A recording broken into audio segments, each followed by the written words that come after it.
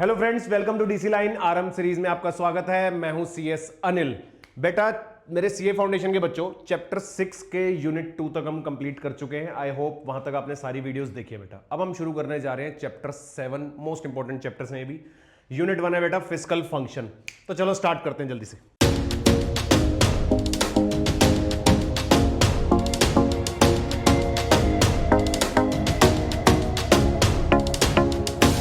चलो बेटा, यूनिट देखते हैं स्टार्टिंग से। हमारा चैप्टर 7 का यूनिट 1।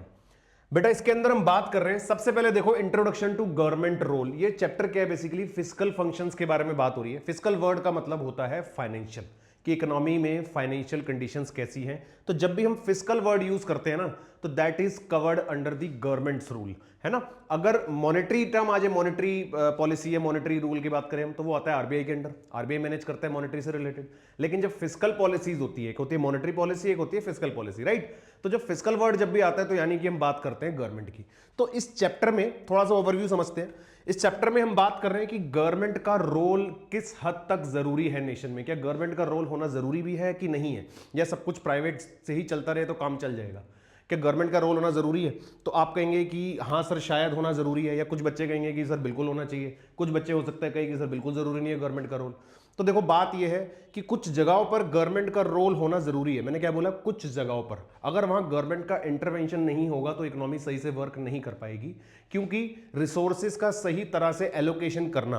देखो, एक सबसे बड़ी बात क्या है कि गवर्नमेंट का रोल जब भी आता है ना, तो यानी कि बात हो रही है सोशल वेलफेयर की। गवर्नमेंट का प्रॉफिट मोटिव नहीं होता। कोई प्राइवेट सेक्टर अगर कोई रिसोर्स प्रोवाइड कर रहा है, कोई भी गुड्स एंड सर्विसेज प्रोवाइड कर रहा है, तो उसका एक मोटिव होता है, दैट इज प्रॉफिट मैक्सिमाइजेशन। लेकिन गवर्नमेंट जब कोई चीज प्रोवाइड करती है तो वहां पर एक ऑब्जेक्टिव होता है सोशल वेलफेयर। तो गवर्नमेंट का इंटरवेंशन होना इसलिए जरूरी है। नहीं तो क्या होगा? देखो, दो गुड्स के नाम ले रहा हूं जो चैप्टर में आएंगे, मेरिट गुड्स और डीमेरिट गुड्स। मेरिट मतलब क्या हो गया? जो बेनिफिट वाली चीजें जिससे सोसाइटी का भला होता है, अच्छी चीजें। डीमेरिट मतलब खराब चीजें, जो कि हेल्थ के लिए या सोसाइटी के लिए गलत मानी जाती हैं। तो अगर सिर्फ प्राइवेट सेक्टर ही प्रिवेल करेगा तो डीमेरिट गुड्स का प्रोडक्शन ज्यादा होगा, है ना। डीमेरिट गुड्स का प्रोडक्शन कहीं ना कहीं ज्यादा होगा। तो गवर्नमेंट बीच में इंटरवीन करती है और इनकी प्रोडक्शन को कंट्रोल करती है, इनकी डिमांड को कंट्रोल करती है इकोनॉमी में। तो जिससे इकोनॉमी में एक सोशल वेलफेयर कहीं ना कहीं बना रहता है, राइट। तो हम इस तरीके से, इस पॉइंट ऑफ व्यू से इस चैप्टर को पढ़ेंगे कि गवर्नमेंट का रोल कहां तक, किस हद तक जरूरी है। और अलग अलग इकोनॉमिस्ट्स ने अपने अपने व्यूज दिए थे इस बारे में कि गवर्नमेंट का रोल कितना होना चाहिए और कहां कहां पे होना चाहिए, ठीक है ना। तो देखते हैं एक बार जल्दी से फटाफट। चलो जी, तो बेटा सबसे पहले बात करते हैं। देखो, प्राइमरी गोल ऑफ गवर्नमेंट है ही क्या? To promote the general welfare of the society. ये मैंने आपसे बात करी कि अल्टीमेटली गवर्नमेंट का ऑब्जेक्टिव क्या होता है? जनरल वेलफेयर, कि इकोनॉमी में वेलफेयर होना चाहिए, ठीक है ना। गवर्नमेंट का इंटरवेंशन क्यों जरूरी है? Even in a market economy government is necessary to establish की इंस्टीट्यूशंस। गवर्नमेंट का रोल बहुत जरूरी है ताकि गवर्नमेंट कुछ की इंस्टीट्यूशंस बना सके, जैसे कि प्रॉपर्टी राइट्स, या enforce the rules and provide certain goods and services that private players में नॉट प्रोवाइड एफिशिएंटली। बात आ गई ना, कि कुछ ऐसी चीजें जो गवर्नमेंट ही सही तरीके से प्रोवाइड कर सकती है, प्राइवेट सेक्टर उनको एफिशिएंटली प्रोवाइड नहीं कर सकता। देखते हैं आगे। तो मैक्रो इकोनॉमिक गोल्स क्या हमारे किसी भी नेशन का, एनी नेशन का जो एम होता है वो होता है इकोनॉमिक ग्रोथ। जब इकोनॉमिक ग्रोथ वर्ड आता है यानी कि हम बात कर रहे हैं जीडीपी का इंक्रीज, और GDP per capita means per individual की इनकम में इंक्रीज, ठीक है जी। हाई एम्प्लॉयमेंट यानी कि to maximize the output and income, ताकि पूरी इकोनॉमी में लोगों की इनकम और ओवरऑल जो प्रोडक्टिविटी इकोनॉमी में वो इंक्रीज हो, ठीक है। फिर आता है प्राइस की स्टेबिलिटी। बहुत ज्यादा फ्लक्चुएशंस नहीं आने चाहिए इकोनॉमी में प्राइस में, क्योंकि प्राइस फ्लक्चुएशंस होगा तो प्रोड्यूसर्स का लॉस होगा। प्रोड्यूसर ज्यादा प्रॉफिट नहीं कर पाएंगे प्राइस फ्लक्चुएशंस में, राइट। तो प्राइस की फ्लक्चुएशन ज्यादा नहीं होनी चाहिए ताकि सबके एक एक्सपेक्टेड प्रॉफिट जो है वो बने रहे और वही उनको मिलता रहे। तो price stability to avoid the inflation या deflation and ensures the economic stability. तो जब प्राइस स्टेबिलिटी वर्ड यूज करते हैं तो दैट मींस इकोनॉमिक स्टेबिलिटी, ठीक है ना। तो क्या मतलब है इस बात का? The economy does not function automatically, government intervention is required to steer the right direction for the wellbeing of the citizen. इसलिए गवर्नमेंट का इंटरवेंशन होना जरूरी है ताकि इकोनॉमी सही डायरेक्शन में मूव कर सके। एक हालांकि कुछ थ्योरीज ऐसी आप पढ़ेंगे आगे जाके, कुछ इकोनॉमिस्ट ने ऐसा भी बोला है कि there is a concept of laissez faire. कुछ ऐसी कुछ मिलती जुलती स्पेलिंग होती है इसकी, लेजिस फेयर बोलते हैं। दैट मीन्स उसमें ये बोला जाता है कि कुछ केसेस में आप इकोनॉमी को छोड़ दो, अपने आप अपने हाल पे छोड़ दो कि वो अपने आप एडजस्ट कर लेगी with the forces of market demand and market supply. Economy auto adjust कर लेगी और सब कुछ रीएडजस्ट हो जाएगा अपने आप। पर वो कुछ जगह पे अप्लाई होता है। यहां पर हम ओवरऑल स्टडी कर रहे हैं कि क्या ओवरऑल इकोनॉमी में गवर्नमेंट को बिल्कुल छोड़ देना चाहिए या कुछ पार्टिसिपेशन जरूरी है। तो अभी तक हमने क्या समझा कि यस, बिल्कुल गवर्नमेंट का पार्टिसिपेशन, गवर्नमेंट का इंटरवेंशन होना जरूरी है ना।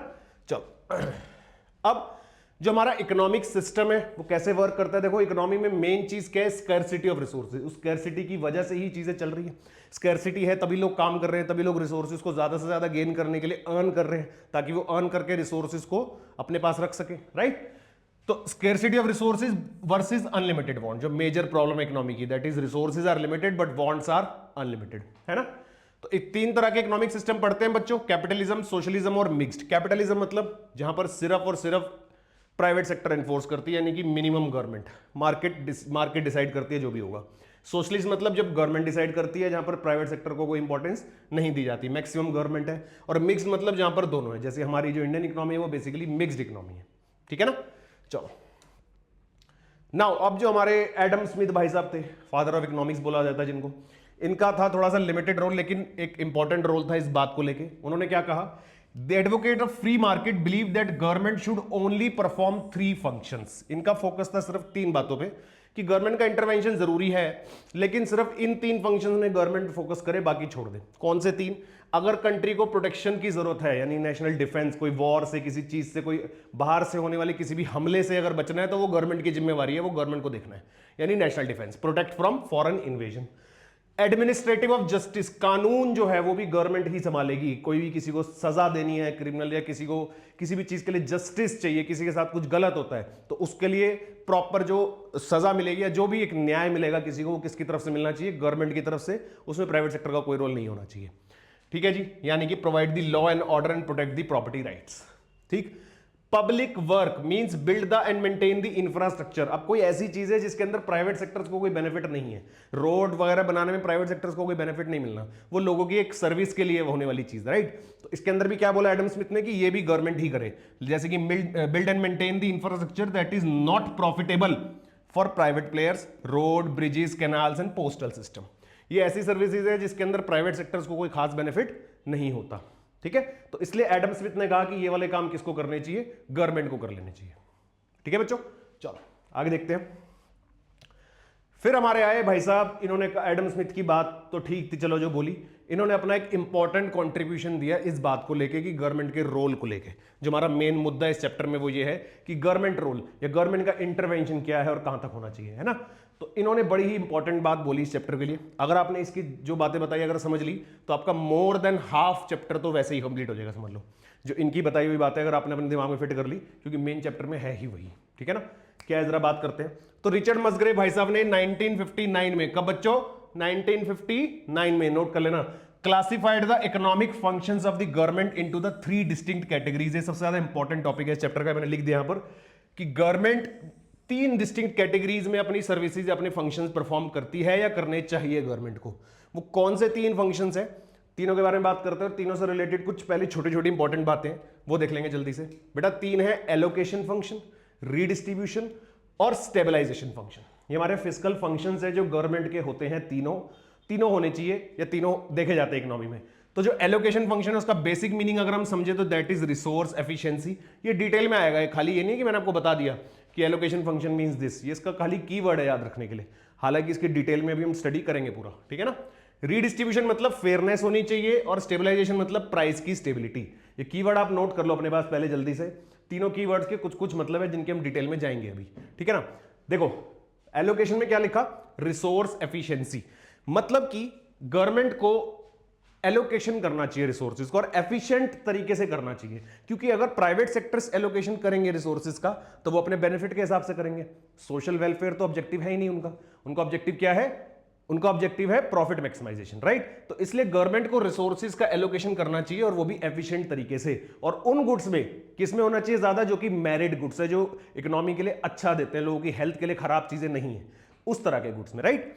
तो इसलिए रिसोर्स एफिशिएंसी का फंक्शन है, डिटेल में आएगा अभी। फिर आता है रीडिस्ट्रीब्यूशन की फेयरनेस होनी चाहिए, ऐसा नहीं है कि अनइक्वल डिस्ट्रीब्यूशन हो। डिस्ट्रीब्यूशन जब होता है रिसोर्सेज का तो वो फेयर तरीके से होना चाहिए, कीवर्ड से याद रहेगा। तीसरा हमने बात करा स्टेबलाइजेशन, नाम में छुपा हुआ मीनिंग कि प्राइस स्टेबिलिटी, जो हमने इकोनॉमिक स्टेबिलिटी वर्ड यूज करा था, तो जब भी प्राइस स्टेबिलिटी वर्ड बोला जाता है तो दैट मींस इकोनॉमिक स्टेबिलिटी। ठीक है बच्चों, तो स्टेबलाइजेशन मतलब कि जब हम ये दोनों फंक्शंस परफॉर्म कर रहे हैं तो हो सकता है इकोनॉमी डिस्टर्ब हो जाए, प्राइस में इंस्टेबिलिटी आ जाए, तो स्टेबलाइजेशन फंक्शन भी काम करता है इसको न्यूट्रल करने के लिए कि प्राइसेस को स्टेबल रखा जाए। ठीक है ना, चलो और इससे रिलेटेड इंपॉर्टेंट बात देखते हैं जल्दी से। जो हमारा एलोकेशन फंक्शन है ये आता है किसके under, state and local government. Note कर लो बेटा, ये क्वेश्चन पूछे जाते हैं आपसे। जो एलोकेशन फंक्शन है वो स्टेट एंड लोकल गवर्नमेंट के अंडर आता है, और जो रीडिस्ट्रीब्यूशन और स्टेबलाइजेशन फंक्शन है बच्चों ये आता है सेंट्रल गवर्नमेंट के अंडर।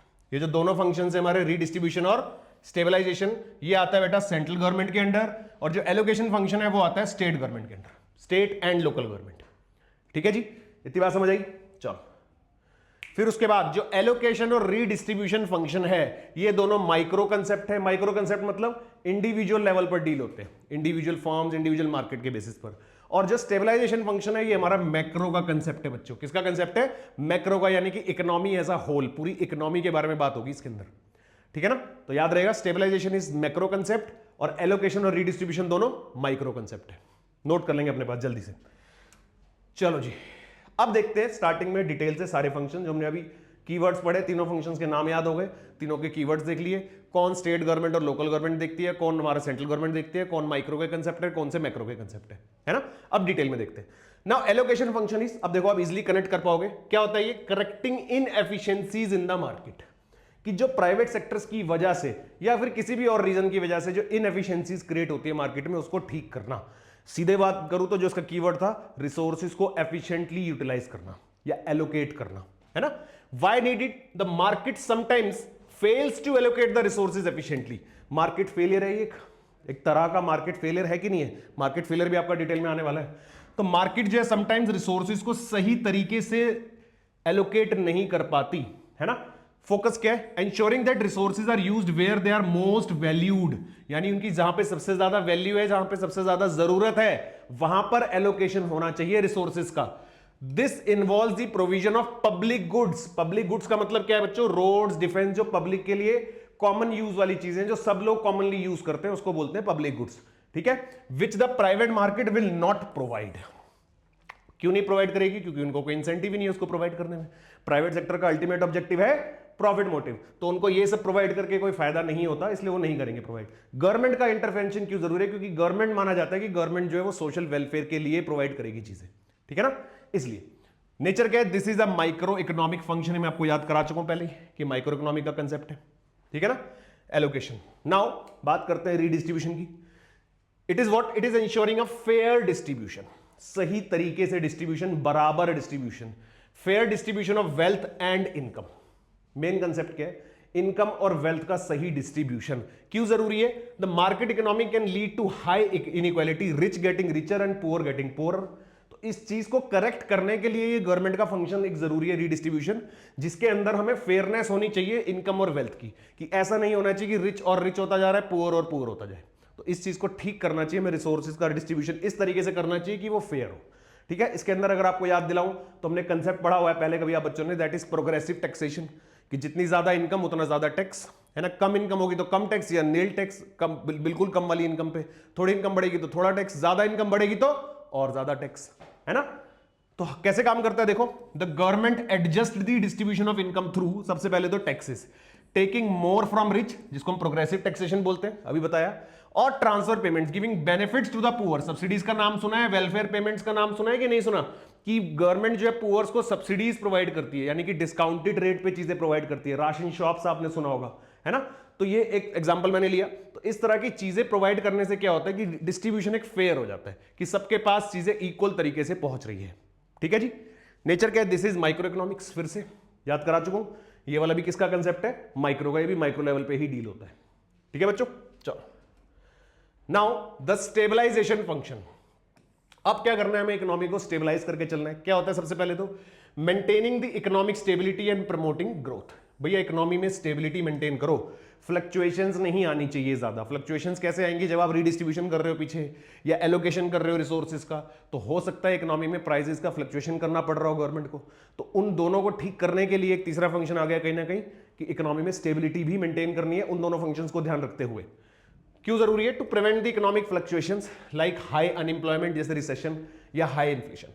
कैसे काम करता है? Using government budget, fiscal policy, पढ़ा हुआ हमने फिस्कल पॉलिसी के बारे में। जब भी फिस्कल पॉलिसी नाम आता है तो यानी कि माइंड में सबसे पहले आना चाहिए गवर्नमेंट बजट, क्योंकि फिस्कल पॉलिसी मतलब जो गवर्नमेंट बनाती है, और गवर्नमेंट अपनी फिस्कल पॉलिसी बजट के थ्रू ही तो बनाती है। जब गवर्नमेंट बजट अनाउंस होता है तो उसके अंदर बताया जाता है कि गवर्नमेंट कौन कौन से रिसोर्सेज कहां कहां पे एलोकेट करने वाली है, कितना अमाउंट वो एलोकेट करने वाली है पर्टिकुलर रीजन में, पर्टिकुलर एरिया में, है ना। तो वो सारी चीजें फिस्कल पॉलिसी में कवर्ड होती है। और दूसरा, सेंट्रल बैंक के क्या एक्शंस रहने वाले हैं, दैट इज मॉनेटरी पॉलिसी। मैं बता चुका हूं कि monetary policy is covered by central bank and fiscal policy is covered by the central government, ठीक है ना। To achieve the high employment, stable prices and economic growth.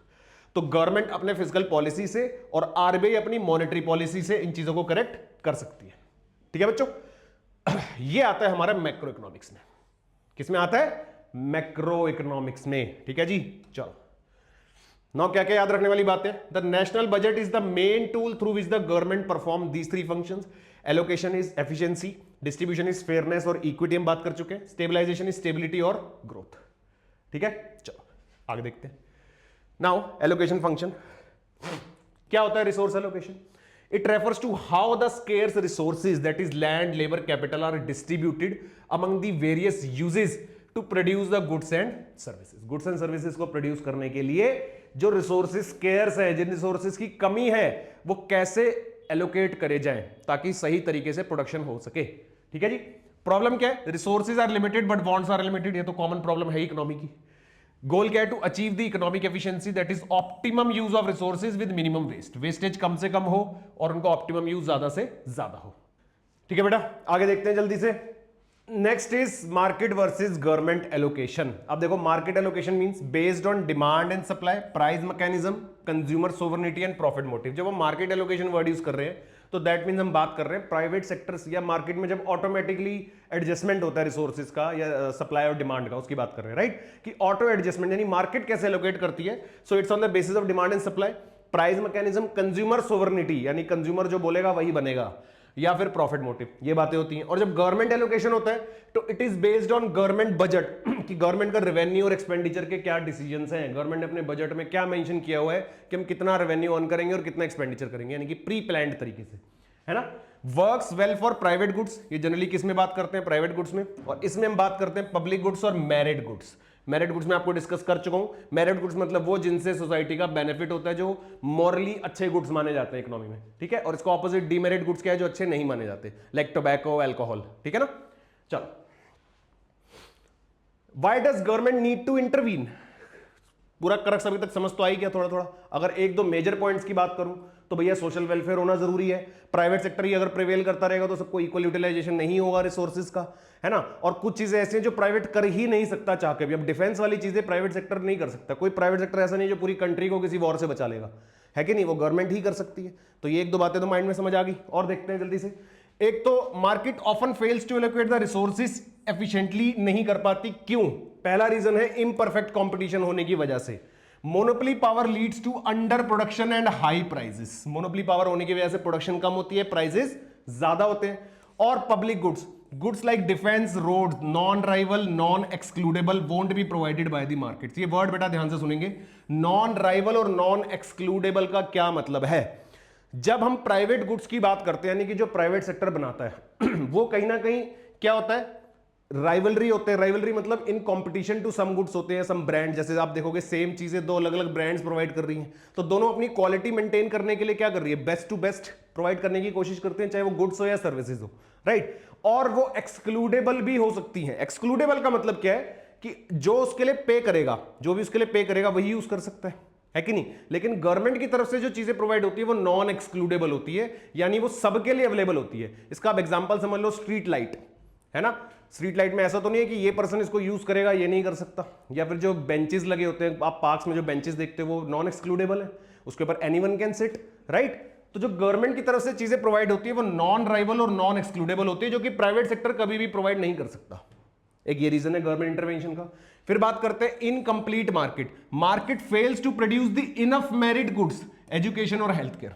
उस लेवल पे ये बोला जाता है कि प्राइवेट सेक्टर प्रोड्यूस कर ही नहीं सकता, क्योंकि कहीं ना कहीं ऐसी जगहों पर भी हमें हेल्थ और एजुकेशन सर्विसेज पहुंचानी होती है कि जो लोग अफोर्ड नहीं कर सकते, जो सेक्शन ऑफ सोसाइटी उस लेवल की एजुकेशन या हेल्थ को अफोर्ड नहीं कर सकती, जो प्राइवेट प्रोवाइड करता है, तो वहां पर गवर्नमेंट का इंटरवेंशन जरूरी है। सोशल वेलफेयर वाली बात आ गई है ना।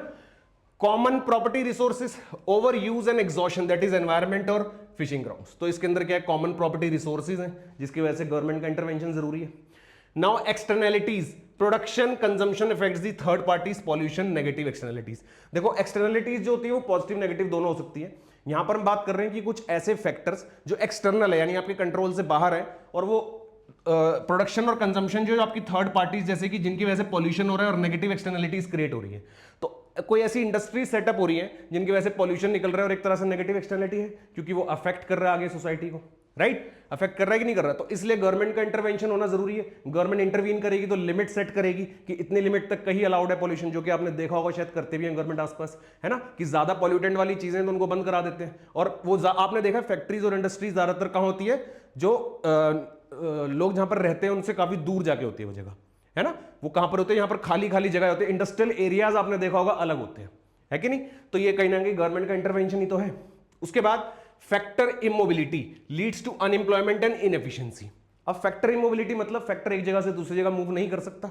कुछ फैक्टर्स ऐसे हैं जैसे कि प्लांट हो गया या लैंड हो गया, ये ऐसी चीजें हैं जो एक से दूसरी जगह मूव नहीं कर सकते, तो इसमें प्राइवेट सेक्टर कुछ कर ही नहीं सकता, तो गवर्नमेंट का ही इंटरवेंशन होना जरूरी है। ठीक है जी। Imperfect information, lack of full information leads to wrong decision. कई बार क्या होता है, इनकम्प्लीट इंफॉर्मेशन, जो अभी डिटेल में आएगा कि इनकम्प्लीट इंफॉर्मेशन होने की वजह से मार्केट में फेलियर्स देखे जाते हैं। अब इनकम्प्लीट इंफॉर्मेशन जैसे सेलर है, उसको एक चीज का पूरा नॉलेज है कि इसके अंदर ये चीजें होनी चाहिए, लेकिन बायर को नॉलेज नहीं है, तो सेलर क्या करता है, बायर की इनकम्प्लीट इंफॉर्मेशन का बेनिफिट उठाता है और उसको वो चीज बेच देता है, जिससे कि एक मार्केट फेलियर देखा जाता है। ठीक है ना। तो गवर्नमेंट का इंटरवेंशन होना इसलिए भी जरूरी है। फिर आती है inequality, unequal distribution of income and wealth. ये तो हम पढ़ ही चुके हैं उस वाले फंक्शन में, रिडिस्ट्रीब्यूशन में, कि इक्वल डिस्ट्रीब्यूशन होना चाहिए इनकम और वेल्थ का। मतलब ऐसा नहीं होना चाहिए कि rich should get more rich and poor will get more poor. तो इसका ध्यान रखना जरूरी है, इसलिए गवर्नमेंट का इंटरवेंशन जरूरी है। तो क्या समझ आया, market failure provide the rational for governments allocative function.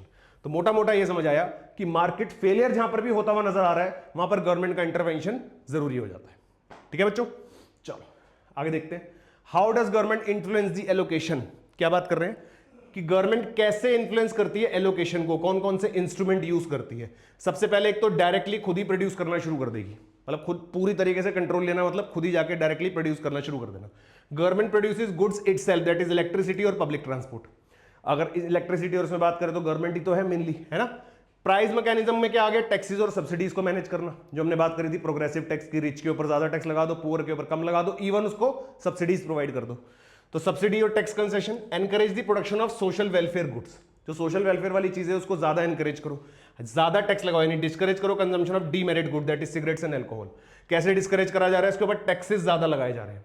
Taxes ज्यादा लगाने की वजह से क्या हो रहा है, रेवेन्यू ज्यादा कलेक्ट हो रहा है और कहीं ना कहीं कंट्रोल करा जा सकता है ना। फिर आता है लेजिस्लेशन एंड फोर्स, बैन कर दिया जाए सिंगल यूज प्लास्टिक रेगुलेशन। तो ये वाली चीजें मतलब इस तरह के रूल्स रेगुलेशन बनाना कि जिससे एनवायरमेंट सेफ रहे। Competition policies, merger policies, competition act to prevent the monopolies. ये आपको शायद इस बारे में नॉलेज हो कि गवर्नमेंट पूरी कोशिश करती है हमेशा कि there must be a competition in the economy, monopoly create नहीं होनी चाहिए। क्योंकि जब कंपटीशन क्रिएट होता है, कंपटीशन एक्ट है 2002 का, जब कंपटीशन क्रिएट होता है इकोनॉमी में तो कहीं ना कहीं आपको क्वालिटी मिलती है। आपने रिसेंट काफी ईयर्स में चीजें देखी होंगी कि क्वालिटी हर चीज की धीरे धीरे इंप्रूव हो रही है। जो भी गैजेट्स आप यूज करते हो, आप क्या देख रहे हो, उनकी क्वालिटी इंप्रूव हो रही है डे बाय डे। तो वो क्यों हो रही है, क्योंकि देयर इज अ कंपटीशन। अब हर एक को चाहिए कि वो नंबर 1 कंपनी बने, तो सबको अपनी क्वालिटी इंप्रूव करनी पड़ेगी, राइट। तो हर कोई अपनी क्वालिटी इंप्रूव कर रहा है, तो सबको ओवरऑल क्वालिटी बेटर मिल रही है और इकोनॉमी की ग्रोथ हो रही है। तो इसलिए गवर्नमेंट हमेशा क्या चाहती है कि प्रिवेंट करा जाए मोनोपोली को, क्योंकि अगर मोनोपोली क्रिएट हो गई तो उसके पास पावर आ जाएगी, क्वालिटी सेकेंडरी हो जाएगी, उनके लिए सिर्फ प्रॉफिट मोटिव रह जाएगा और वो क्वालिटी पे ज्यादा ध्यान नहीं देंगे। इसलिए गवर्नमेंट की कोशिश हमेशा क्या रहती है कि मोनोपोलीज को प्रिवेंट करा जाए और कंपटीशन को बनाए रखा जाए। ठीक है ना।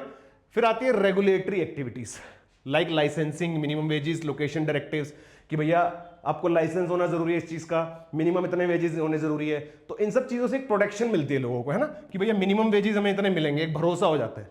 फिर लोकेशन के डायरेक्शंस की, कहां पे आपको बिजनेस रन करना है। तो इन सब चीजों से गवर्नमेंट के ऊपर एक ट्रस्ट डेवलप होता है लोगों को और एक उनको कहने की सिक्योरिटी फील होती है ना। फिर आता है legal framework, setting rules and enforcing the contracts. अब जो भी कॉन्ट्रैक्ट्स होते हैं लोगों के बीच में, जो एग्रीमेंट्स होते हैं, कॉन्ट्रैक्ट्स होते हैं, उनके लिए प्रॉपर अथॉरिटी देना और प्रॉपर उनको एनफोर्सिबिलिटी प्रोवाइड करना, है ना। अब दो लोग आपस में रिटर्न एग्रीमेंट कर रहे हैं, कोर्ट से उसको रजिस्टर्ड करा रहे हैं, तो दोनों के बीच मन में एक भरोसा होगा ना कि हाँ गवर्नमेंट की तरफ से एक रजिस्टर्ड डॉक्यूमेंट हमने साइन किया है, तो एक भरोसा हो जाता है। तो अब एक ट्रस्ट फैक्टर आपका इंप्रूव हो गया, है ना। तो इसलिए गवर्नमेंट का इंटरवेंशन होना जरूरी है। तो क्या समझ आया? In its allocation role government act as a complement to the market, not a substitute. मतलब कॉम्प्लीमेंट्री होती है कि साथ में ही चलनी जरूरी है, ये नहीं है कि ये नहीं होगा तो ये कर लेंगे। सब्स्टिट्यूट का मतलब क्या है कि प्राइवेट की जगह रिप्लेस कम करती है अपने आप को, पर कॉम्प्लीमेंट्री होने की कोशिश करती है, यानी कि एडिशनल सर्विसेज ज्यादा प्रोवाइड करती है ताकि इकोनॉमी में हार्मनी बनी रहे। ठीक है ना, बात समझ आई? चलो आगे देखते हैं। नाउ अब आता है हमारा रीडिस्ट्रीब्यूशन। मैंने कहा था ना सारे फंक्शन डिटेल में, अभी तक हमने बात करी एलोकेशन की, अब हम बात करने जा रहे हैं रीडिस्ट्रीब्यूशन फंक्शन की। चलो, क्या मतलब है रीडिस्ट्रीब्यूशन का? क्या पढ़ा था हमने? It addresses the question for whom to produce. भैया किसके लिए प्रोड्यूस करा जाए, मतलब ये फेयरनेस की बात होती है इसके अंदर, है ना, कि फेयर होना चाहिए, इनकम और वेल्थ का डिस्ट्रीब्यूशन सही होना चाहिए। तो left to the market income and wealth distribution becomes skewed, यानी कि अनइक्वल। अगर मार्केट के ऊपर ही छोड़ दिया जाए इस बात को कि अपने आप देख लो, तो कहीं ना कहीं अनइक्वल डिस्ट्रीब्यूशन हो जाएगा। जो रिच लोग हैं वो और रिच होने लग जाएंगे, पुअर पुअर ही रह जाएगा और पुअर होता चला जाएगा। तो इसलिए गवर्नमेंट का इंटरवेंशन जरूरी हो जाता है। Government intervene to ensure the socially optimum and egalitarian distribution. ठीक है, एगलिटेरियन मतलब इक्वल तरीके से होना चाहिए डिस्ट्रीब्यूशन। ठीक है बच्चों, चलो next, how does government redistribute. अब गवर्नमेंट करती कैसे हो रीडिस्ट्रीब्यूशन? फ्री और सब्सिडाइज एजुकेशन और हेल्थ सर्विसेज प्रोवाइड करते और हाउसिंग फूड, ये एक्सपेंडिचर साइड। रेवेन्यू में प्रोग्रेसिव टैक्सेशन हम डिस्कस कर चुके हैं। क्या बात करी? एक्सपेंडिचर में गवर्नमेंट अपनी पॉकेट से खर्च करती है ताकि पुअर को सपोर्ट मिलता रहे और वो ग्रो करे और पुअर ना हो जाए। और जो ज्यादा रिच हो रहा है उसके ऊपर टैक्स ज्यादा लगा देते हैं ताकि उससे थोड़ी सी इनकम जो है वो सक हो जाए और उसकी जो पावर बढ़ रही है, वेल्थ बढ़ रही है, वो थोड़ी सी कम हो जाए। फिर अनएम्प्लॉयमेंट बेनिफिट्स देना, पेंशन देना, गवर्नमेंट का एक्सपेंडिचर साइड है। इनकम में क्या करती है, उस टैक्स प्रोसीड को फाइनेंस करा जाता है public services for the poor, कि जो पुअर के लिए फाइनेंशियल सर्विसेज प्रोवाइड करनी है वो उस पैसे से करी जाती है जो रिच के ऊपर टैक्स लगा के गवर्नमेंट ने कलेक्ट किया। ठीक है जी, बात समझ आई बच्चों? ट्रांसफर पेमेंट समझते हो? Aids to under privilege, handicapped, elderly आपने सुना होगा कि अलग अलग तरह की पेंशन्स होती है गवर्नमेंट की तरफ से, हैंडीकैप्ड के लिए, एल्डरली लोगों के लिए, है ना, या अंडर प्रिविलेज लोगों के लिए। गवर्नमेंट अपनी तरफ से कुछ मॉनेटरी टर्म्स में हेल्प करती है। तो वो कहां से करती है? जो रिच लोगों से ज्यादा टैक्स कलेक्ट करा जाता है उसके थ्रू करती है। ठीक है ना, चलो ऑब्जेक्टिव क्या है, किस लिए बना है भैया redistribution function? Achieve the equitable distribution of societal output, ताकि सोसाइटी में जो आउटपुट है वो इक्वली डिस्ट्रीब्यूट हो, सबके पास इक्वल चांस हो, इक्वल अपॉर्चुनिटी हो जिंदा रहने का और जीवन जीने का, है ना। Advance wellbeing of deprived sections, जो डिप्राइव्ड सेक्शंस हैं उनका भी थोड़ा सा भला हो जाए। डिप्राइव्ड मतलब जो डिपेंडेंट है लोगों के ऊपर। ठीक है जी। Provide equality of income, wealth and opportunities हमने डिस्कस किया। Ensure the minimum standard of living भी मैंने डिस्कस किया कि मिनिमम स्टैंडर्ड ऑफ लिविंग तो सबके पास हो एटलीस्ट। ये इसका ऑब्जेक्टिव है रीडिस्ट्रीब्यूशन फंक्शन का गवर्नमेंट की तरफ से। एग्जाम्पल अगर बात करें, प्रोग्रेसिव टैक्सेशन, फिर से नाम आ गया। Supply of essential goods plus grains at subsidise prices, BPL families के लिए बिलो पॉवर्टी लाइन, यानी सब्सिडीज प्रोवाइड करना। ठीक है, ये भी ऊपर बात हम कर चुके ऑलरेडी। एम्प्लॉयमेंट रिजर्वेशंस देना, मिनिमम वेजेस और एमएसपी तो पढ़ाई होगा आप लोगों ने बेटा, मिनिमम सपोर्ट प्राइस। फार्मर्स को एक सपोर्ट दिया जाता है कि आपकी फसल, अगर आपकी क्रॉप आप लेके आते हो यहां तक और वो इतने मिनिमम प्राइस से भी अगर कम पे बिक रही है तो मिनिमम वो प्राइस तो हम आपको पे कर ही देंगे। यानी गवर्नमेंट एक एमएसपी का सपोर्ट देती है फार्मर्स को, तो इससे फार्मर्स को एक तसल्ली रहती है कि भैया मिनिमम इतने प्राइस पे तो बिक ही जाएगा, है ना। चलो, special schemes for backward regions and vulnerable sections, vulnerable sections के लिए कुछ स्पेशल स्कीम्स और स्पेशल चीजें जो गवर्नमेंट अपनी तरफ से प्रोवाइड करती है। बात समझ आई? चलो आगे है द एफिशिएंसी वर्सेस इक्विटी। दो बातें कि ये तो या तो इक्वल कर लो या एफिशिएंटली प्रोवाइड कर लो, तो दोनों में एक डिबेट है कहीं ना कहीं, एफिशिएंसी और इक्विटी में। कॉन्फ्लिक्ट क्या है? रीडिस्ट्रीब्यूशन पॉलिसीज में क्रिएट एफिशिएंसीज, कॉस्ट और dead weight loss. Dead weight loss समझते हो क्या होता है? अब डेड वेट लॉस इज समझते हैं थोड़ा सा। अगर आप लोगों ने बच्चों कंज्यूमर सरप्लस और प्रोड्यूसर सरप्लस पढ़ा है, ये हमारा सप्लाई कर्व होता है, ये डिमांड कर्व होता है। और यहां से अगर मैं प्राइस की लाइन बना दूं जो कि इक्विलिब्रियम प्राइस है मेरा, लिख देते हैं थोड़ा सा, ये डिमांड है, सप्लाई है, ये प्राइस की लाइन है। ठीक है, तो ये जो ऊपर वाला ट्राइंगल होता है यही तो होता है मेरा कंज्यूमर सरप्लस, ये होता है कंज्यूमर सरप्लस, नीचे होता है प्रोड्यूसर सरप्लस, है ना। अब हमने क्या बात करी कि गवर्नमेंट टैक्स ज्यादा लगा रही है, तो टैक्स ज्यादा लगाने से प्राइस बढ़ जाएगा कमोडिटीज का, जो भी चीजें उसका इकोनॉमिक प्राइस राइज करेगा। तो प्राइस राइज होने की वजह से क्या होगा, देखो अगर ये प्राइस बढ़ जाएगा क्या बात करी हमने, ये प्राइस अगर बढ़ गया तो ये मेरा जो सॉरी मैंने उल्टा लिख दिया था क्या यहाँ पे, ये बेटा ये डिमांड है, सप्लाई है, आई एम सॉरी, ठीक है, this is your demand and this is supply, ठीक है, ध्यान से, ये डिमांड है, ये सप्लाई है। तो जब प्राइस बढ़ जाएगा तो क्या हो जाएगा, डिमांड हमारी कम हो जाएगी, डिमांड क्या हो जाएगी, कम, है ना, ये लो जी, डिमांड कम हो जाएगी, और ये प्राइस बढ़ा तो डिमांड मेरे देखो यहां पर कम हो गई, है ना। तो क्या हुआ, आप देखो दोनों के जो सरप्लसेस थे, दोनों के सरप्लसेस में थोड़ा थोड़ा लॉस क्रिएट हो गया। ये दोनों का ट्रायंगल को अगर मैं शेड कर दूं, दिख रहा है आपको, तो प्राइस बढ़ने से क्या हुआ, प्रोड्यूसर सरप्लस और कंज्यूमर सरप्लस दोनों के दोनों ही अफेक्ट हुए। तो कंज्यूमर सरप्लस और प्रोड्यूसर सरप्लस में जो लॉस होता है उसी को हम बोलते हैं डेडवेट लॉस। अब ये क्यों हुआ था, क्योंकि गवर्नमेंट ने टैक्स लगाया, रीडिस्ट्रीब्यूशन यानी इक्वालिटी मेंटेन करने के लिए टैक्स इंक्रीज करा इकोनॉमी में, और कंज्यूमर सरप्लस का लॉस हुआ और उसकी वजह से प्रोड्यूसर सरप्लस का भी लॉस हो गया, क्योंकि डिमांड कम कर दी लोगों ने। समझ गए मेरी बात। तो जब डिमांड कम हो गई तो लोगों ने खरीदना ही बंद कर दिया, तो प्रोड्यूसर का सप्लाई भी कम हो गया, प्रोड्यूसर का सरप्लस, सॉरी, तो दोनों सरप्लसेस में लॉस हुआ। तो दोनों सरप्लस में जो लॉस होता है उसी को हम बोलते हैं डेडवेट लॉस। तो यानी कि इकोनॉमी में प्राइसेस इंक्रीज होने की वजह से जो कंज्यूमर सरप्लस और प्रोड्यूसर सरप्लस में नुकसान होता है उसी को हम क्या बोलते हैं बच्चों, डेडवेट लॉस। ठीक है, ये सिर्फ टर्म थोड़ा सा बताया मैंने। तो ये कह रहा है कि रीडिस्ट्रीब्यूशन पॉलिसीज कई बार ऐसी होती है कि वो एफिशिएंसीज तो क्रिएट कर देती है इकोनॉमी में, लेकिन उनकी वजह से डेडवेट लॉस फेस करना पड़ता है समटाइम्स। क्या फेस करना पड़ता है, डेडवेट लॉस, वो मैंने आपको बताया अभी। नाउ एग्जांपल देखते हैं, देखो हाई टैक्सेस ऑन रिच, जब टैक्स लगाया जाएगा ज्यादा तो क्या होगा, discourage the entrepreneurs work savings and investment. तो कहीं ना कहीं डिस्करेज होंगे लोग, भाई टैक्स ज्यादा हो गया ना, अब उनको ऐसा लगेगा कि इतना हम कमाएंगे इतना तो हमें टैक्स देना पड़ जाएगा गवर्नमेंट को, कि गवर्नमेंट ने टैक्स इतना बढ़ा दिया है कि अब हम जो कमाएंगे उसका मेजर पोर्शन तो टैक्स ही चला जाएगा। मतलब एक कहीं ना कहीं थॉट तो आता है माइंड में कि जब टैक्स इंक्रीज होता है आप सोचते हैं कि पहले इतना टैक्स जा रहा था अब इतना देना पड़ेगा, right. Similarly it will reduce the overall economic output and growth, पूरी इकोनॉमी का आउटपुट और ग्रोथ भी रुक जाएगा, जो हमने यहां पे बात करी, प्रोड्यूसर सरप्लस कम हो गया। Ultimately reduce the future tax revenue in limiting the welfare scope, और जिससे क्या हो जाएगा, वेलफेयर का स्कोप खत्म हो जाएगा और इकोनॉमी में वेलफेयर कम होने लग जाएगा। लोग कंट्रीब्यूशन करना बंद कर देंगे, प्राइवेट सेक्टर से इन्वेस्टमेंट करना बंद कर देंगे, कोई एंटरप्रेन्योर्स अपना बिजनेस ही ओपन करना बंद कर देंगे, तो उससे क्या होगा, अल्टीमेटली वेलफेयर लॉस। ठीक है ना, और वो वेलफेयर लॉस कंज्यूमर सरप्लस और प्रोड्यूसर सरप्लस की फॉर्म में भी हो सकता है, जिसको हमने क्या बोला, डेडवेट लॉस। ठीक है जी, चलो सॉल्यूशन क्या है इसका, एन ऑप्टिमल ट्रेड ऑफ होना चाहिए, यानी कि बैलेंस तरीका होना चाहिए एक तरीके से, है ना।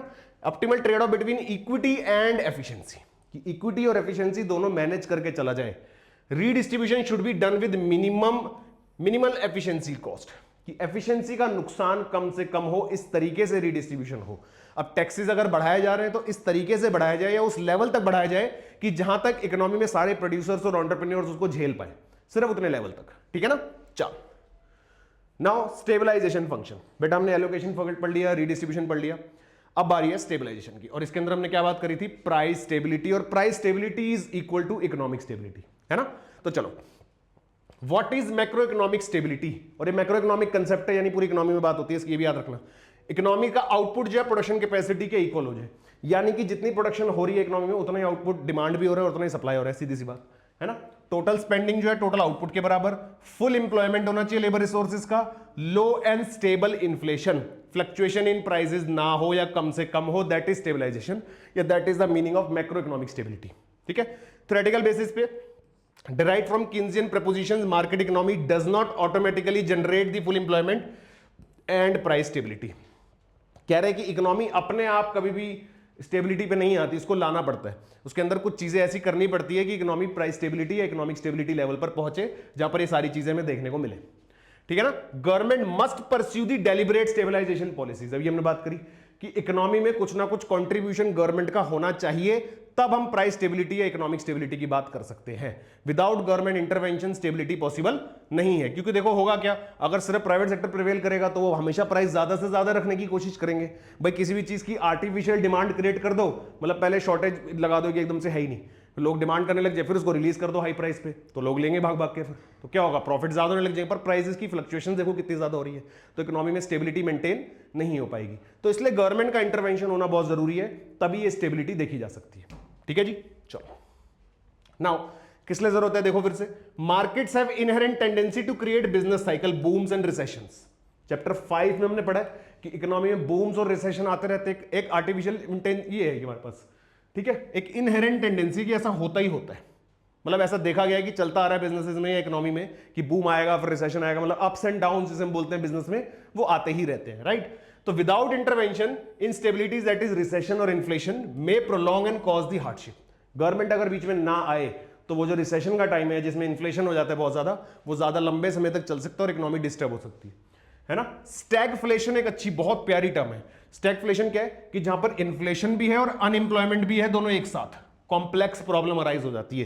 क्योंकि जनरली हम इन्फ्लेशन जब पढ़ते हैं तो साथ में अनएम्प्लॉयमेंट नहीं पढ़ते, या फिर अनएम्प्लॉयमेंट पढ़ते हो तो इन्फ्लेशन नहीं पढ़ते। तो दोनों चीजें अगर एक साथ हो जाती है, इस टर्म को हम क्या बोलते हैं बेटा, स्टैगफ्लेशन, कि इन्फ्लेशन और अनएम्प्लॉयमेंट दोनों एक साथ, और ये बड़ी कॉम्प्लेक्स प्रॉब्लम हो जाती है कि प्राइसेस तो बढ़ रहे हैं पर लोगों को जॉब मिल ही नहीं रही है ना। फिर आता है कंटेजियन इफेक्ट, यानी कि instability transmit across the country due to global integration.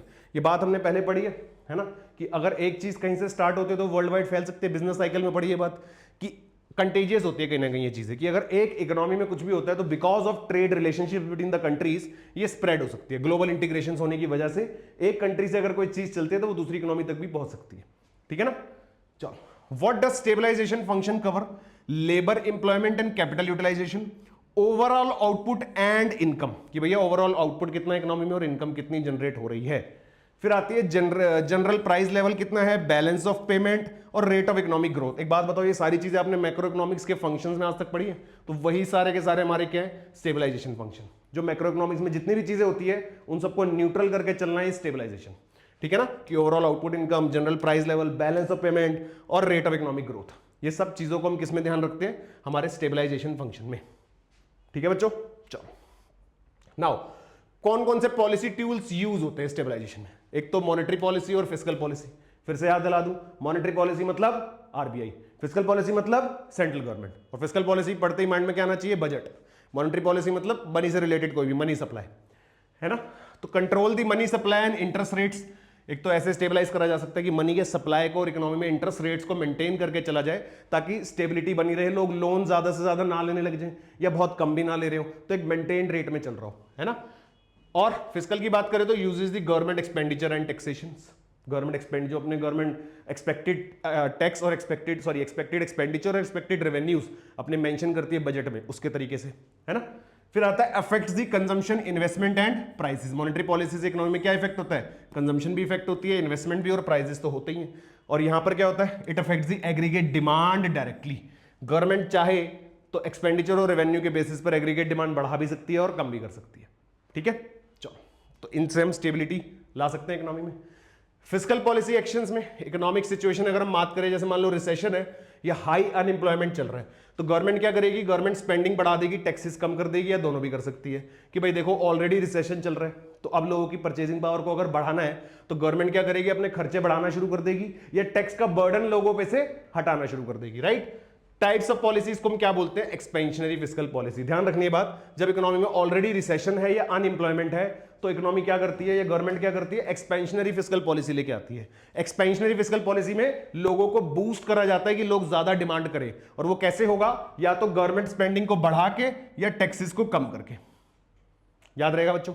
चलो, हाई इन्फ्लेशन हो जाए अगर, तो अब गवर्नमेंट अपनी स्पेंडिंग कम कर देगी या टैक्सेस बढ़ा देगी, या दोनों भी कर सकती है। यानी कि अब जो है वो डिमांड कंट्रोल से बाहर जा रही है लोगों की, अब उसको कंट्रोल करने के लिए गवर्नमेंट क्या करेगी, अपनी स्पेंडिंग अब कम कर देगी या फिर लोगों के ऊपर अब टैक्स का बर्डन लगा देगी। दोनों में से कोई एक काम, या दोनों भी कर सकती है। और इसी को हम क्या बोलते हैं, कॉन्ट्रैक्शनरी फिस्कल पॉलिसी, कि जो लोगों की बढ़ती हुई डिमांड है उसको कॉन्ट्रैक्ट करके कम करना, तो that is called contractionary fiscal policy. याद रहेगा। चलो, नेक्स्ट आता है बजटरी इंप्लीकेशंस। क्या क्या होता है, अगर डेफिसिट बजट है, मतलब गवर्नमेंट के एक्सपेंडिचर एक्सीड कर गए उनकी रेवेन्यू से, so that stimulates the economic activity. Deficit budget से क्या होता है, स्टिमुलेशन आता है कि अब गवर्नमेंट ज्यादा तेजी से भागती है। सरप्लस होगा तो स्लो डाउन हो जाती है, भाई सरप्लस है, एक्स्ट्रा पैसे पड़े, क्या दिक्कत है ना। सरप्लस मतलब कि गवर्नमेंट के पास रेवेन्यू ज्यादा कलेक्ट हो गए, तो अब गवर्नमेंट कहीं ना कहीं स्लो पेस पे चलना शुरू कर देती है। ठीक। चैलेंजेस क्या है, there is often conflict between the different goals, that is allocation, distribution and stabilization. तीनों के बीच में कॉन्फ्लिक्ट देखा गया कि कौन सा पहले करना चाहिए या किस फंक्शन पे ज्यादा ध्यान देना चाहिए। ठीक है ना। Policy design must ensure pursuit of one goal does not jeopardise the other, मतलब ऐसा नहीं होना चाहिए कि एक गोल की वजह से दूसरा गोल अफेक्ट हो, तो इस तरीके से गवर्नमेंट को मैनेज करके चलना चाहिए। ठीक है जी। नाउ फटाफट से मस्ग्रेव के तीनों फंक्शन स्क्रीनशॉट लेना चाहो ले सकते हो बेटा, जल्दी से देखते हैं। तो एलोकेशन में एफिशिएंसी के ऊपर फोकस है, नेचर क्या है, माइक्रो पढ़ चुके हैं, की इश्यूज क्या है, मार्केट फेलियर में आता है एलोकेशन, और टूल्स क्या यूज होते हैं, डायरेक्ट प्रोविजन, टैक्सेस, सब्सिडीज और रेगुलेशन, है ना। डिस्ट्रीब्यूशन पे आते हैं, फेयरनेस माइक्रो का कंसेप्ट है, इनइक्वालिटी को ध्यान दिया जाता है इसमें, प्रोग्रेसिव टैक्स, ट्रांसफर पेमेंट और सब्सिडीज वाले टूल्स यूज होते हैं, फटाफट याद हो जाएगा इससे। स्टेबलाइजेशन मतलब स्टेबिलिटी और ग्रोथ, इकोनॉमी में स्टेबिलिटी मेंटेन रहे, ग्रोथ मेंटेन रहे, तो मैक्रो इकोनॉमिक कंसेप्ट है, बिजनेस साइकिल, इन्फ्लेशन, अनएम्प्लॉयमेंट, ये सारी बातें करी थी। फिस्कल पॉलिसी और मॉनेटरी पॉलिसी, ये टूल्स है जिससे कि हम स्टेबलाइजेशन पॉलिसी यूज करते हैं। ये क्विक टेबल याद रहेगा, ये लो फिर से ले लो स्क्रीनशॉट, नहीं लिया तो जल्दी से। चलो आगे बढ़ते हैं अब।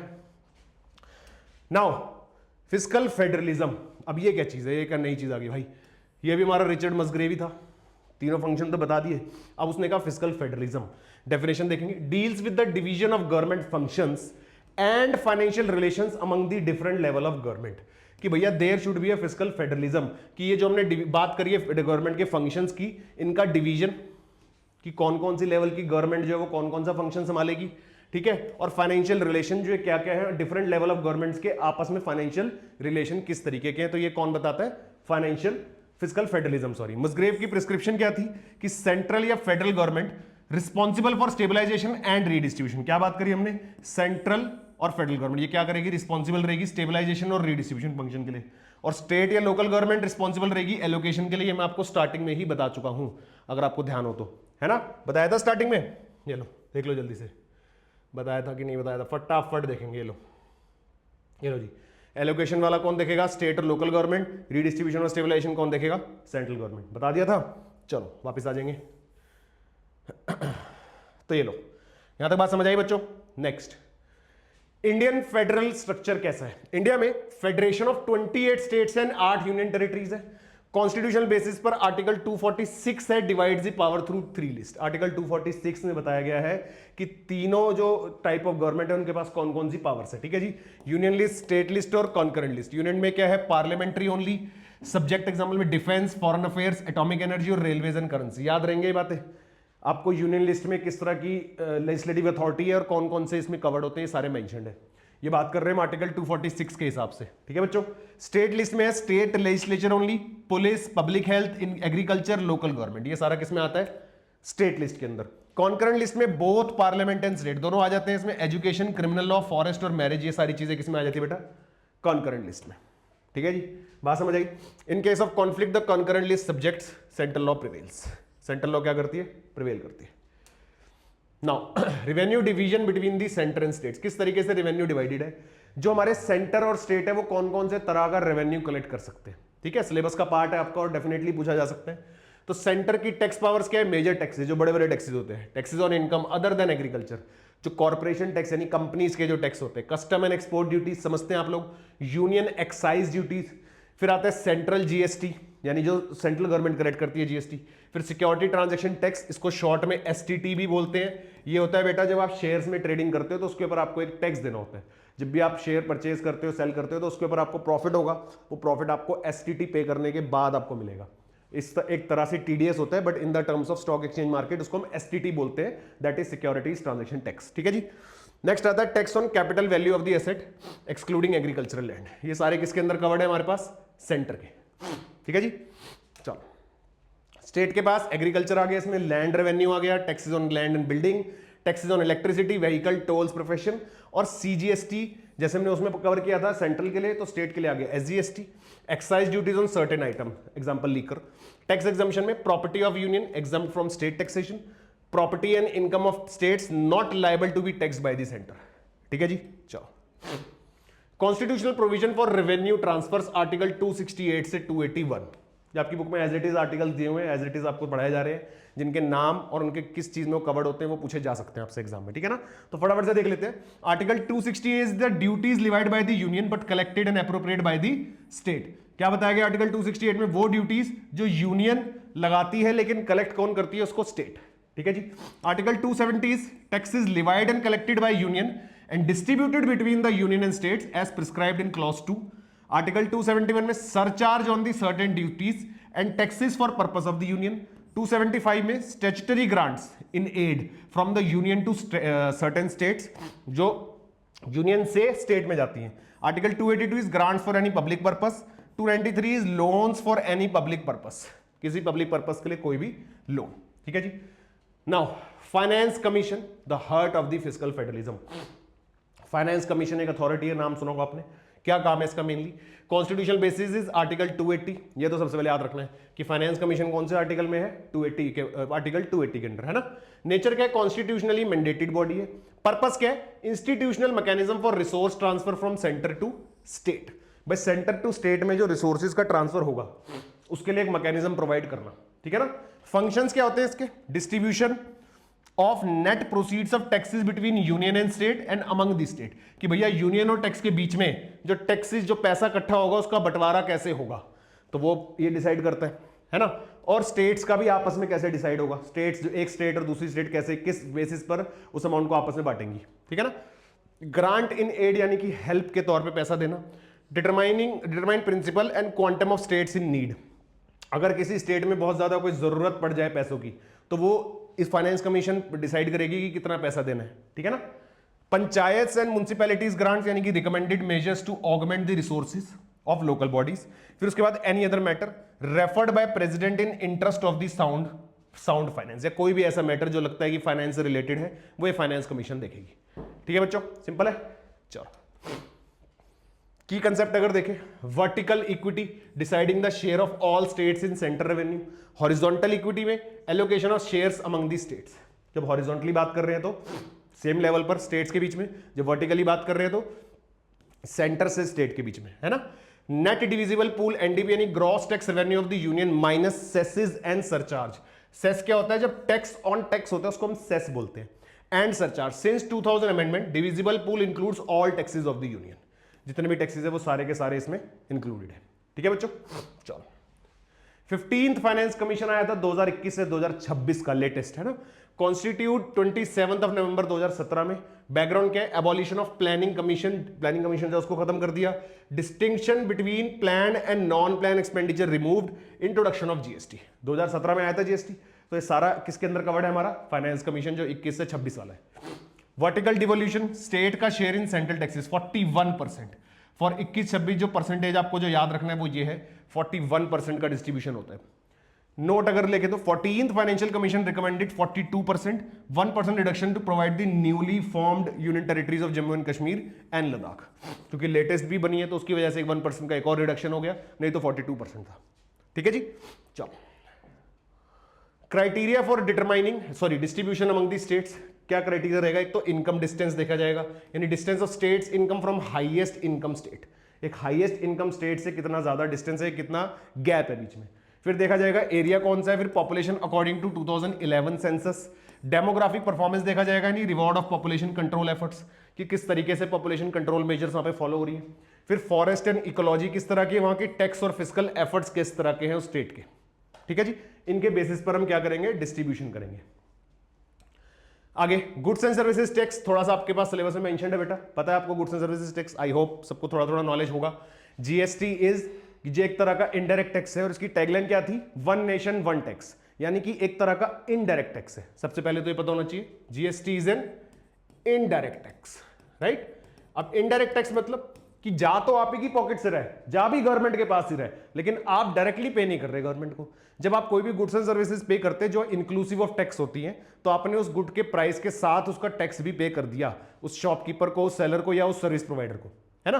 अब वो आगे क्या करेगा? गवर्नमेंट को सबमिट करेगा आपका टैक्स। तो टैक्स आप ही की पॉकेट से गया, गवर्नमेंट के पास ही गया, लेकिन इनडायरेक्ट रूट से गया, तो इसलिए इसको इनडायरेक्ट टैक्स बोलते हैं। And GST is one of the example of indirect tax. तो इनडायरेक्ट टैक्स कब इंट्रोड्यूस हुआ? 1 जुलाई 2017 के। उससे पहले टैक्स नहीं लगते थे, चीजों पे लगते थे, लेकिन उसका नाम जीएसटी नहीं था। सर्विस टैक्स, वैट, ऐसे बहुत सारे नाम थे अलग अलग, जो कंबाइन करके एक ही टैक्स के अंदर डाल दिए गए, जिसका नाम रखा गया जीएसटी, ठीक है जी। नेचर क्या है? Made India's indirect tax regime unitary, है ना। Subsumed most indirect taxes like excise, service, VAT, octroi, इन सबको कंबाइन करके एक ही टैक्स बना दिया गया, जो मैंने आपको नाम लिया GST, that is goods and services tax, ठीक है ना। जीएसटी का स्ट्रक्चर अगर देखें बेटा, तो देखो सीजीएसटी होता है एक होता है एसजीएसटी और एक होता है आईजीएसटी। सीएजीएसटी मतलब सेंट्रल गवर्नमेंट, और एसजीएसटी मतलब स्टेट गवर्नमेंट का, और आईजीएसटी मतलब इंटीग्रेटेड जीएसटी, ये भी जाता सेंट्रल गवर्नमेंट के पास ही है। सिर्फ क्राइटेरिया यहां पर अलग क्यों है? देखो, जब कोई नॉर्मली कोई भी टैक्स लगता है, तो आपने अगर अपने कोई बिल देखो, आपने मैकडॉनल्ड्स में खाने जाते हो, उसमें देखते हो लास्ट में जब बिल होता है तो इस तरीके से डिवाइडेड होता है, उसमें सीजीएसटी भी लिखा होता है और एसजीएसटी भी लिखा होता है ना। सीजीएसटी और एसजीएसटी दोनों लिखा होता है। सपोज 18% है टोटल, पर वो 18 नहीं लिखेंगे एक साथ, वो ऐसे करके लिखेंगे 99%। तो दिस इज द रूल कि 9% टैक्स स्टेट ले लेगी, 9% सीजीएसटी सेंट्रल गवर्नमेंट ले लेगी। तो आपको इन्फॉर्म किया जा रहा है कि आपके टैक्स का आधा पार्ट स्टेट के पास जा रहा है, आधा सेंट्रल गवर्नमेंट के पास जा रहा है। ये हम बात कर रहे हैं जब with in same state transaction होती है तब। लेकिन अगर एक स्टेट से दूसरी स्टेट में हो रही है या एक बाहर से आप कुछ इंपोर्ट कर रहे हो, इन दोनों केसेस में लगता है आईजीएसटी इंटीग्रेटेड, और ये जाता किसके पास है? गवर्नमेंट के पास ही जाता है, ठीक है ना, सेंट्रल गवर्नमेंट के पास ही टोटल। तो देखते हैं एक बारी, सीजीएसटी में divide by union government, intra state यानी विद इन स्टेट जब होता है तब। और एसजीएसटी क्या है? ये स्टेट गवर्नमेंट के पास जाता है, ये भी इंट्रा स्टेट सप्लाई है।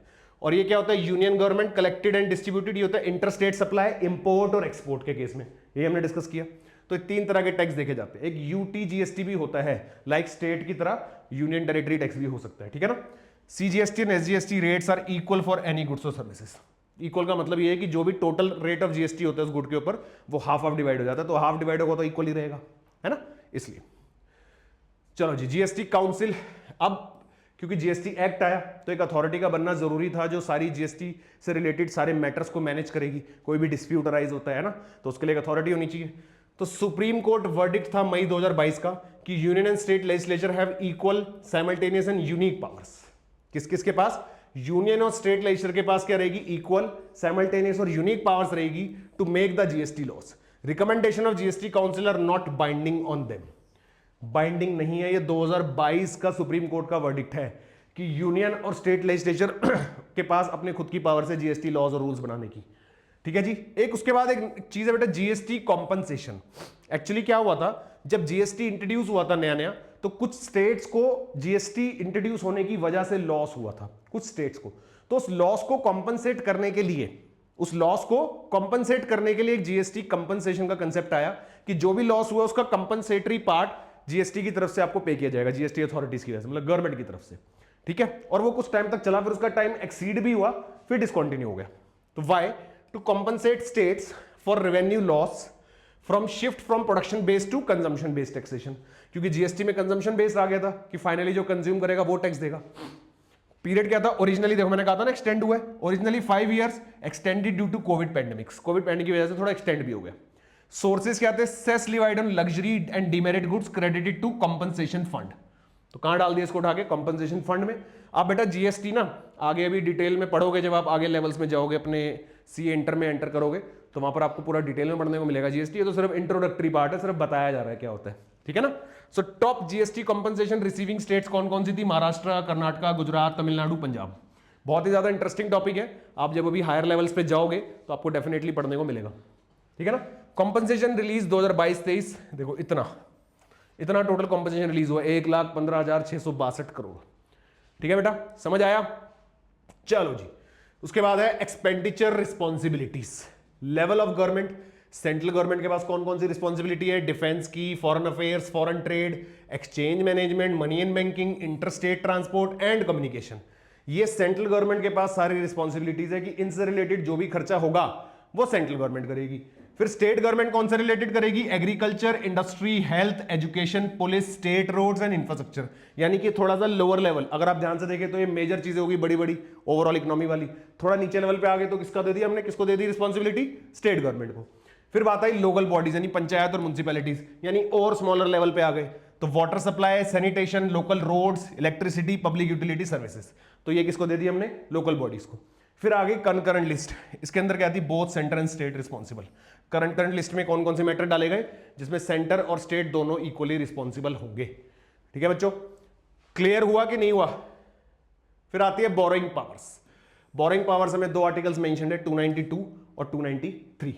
सेंटर में borrow within the limit fixed by the Parliament on security of the consolidated fund of the India. फिर 293 स्टेट्स में borrow within the territory of India on security of consolidated fund of the state. तो दोनों की borrowing power इस तरीके से है कि जो 292 है उसमें सेंटर बोरो कर सकते हैं within the limits fixed by the Parliament, और स्टेट में borrow within the territory of the India on security of consolidated fund of the state. तो स्टेट भी बोरो कर सकते हैं but within the territory of India, ठीक है जी।